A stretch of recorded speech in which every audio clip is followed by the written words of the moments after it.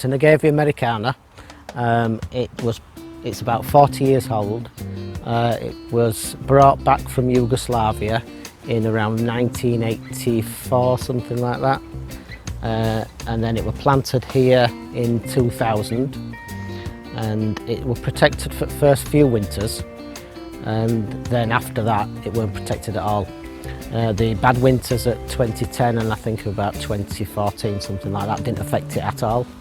It started flowering probably about March this year, and since then it's grown about a foot a day, and as you see it now, it's nearly flowering.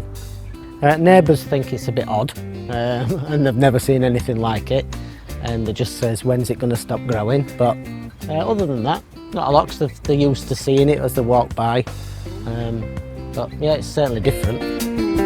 Now, wasn't Stephen's Agave americana absolutely amazing?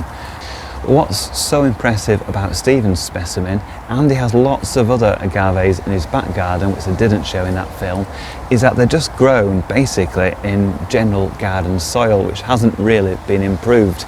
So they've been grown as small plants, planted out in your bog standard sort of clay soil, and they've just grown away, and they've been planted out for many years, and they've got through the winter 2010, which was absolutely atrocious, which most of the country saw -10.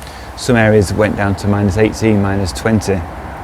So it's really remarkable.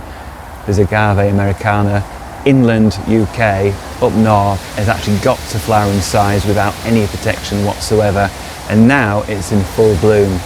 And yes, it will die after flowering, but it's got many more agaves around the garden that will continue growing for many years to come.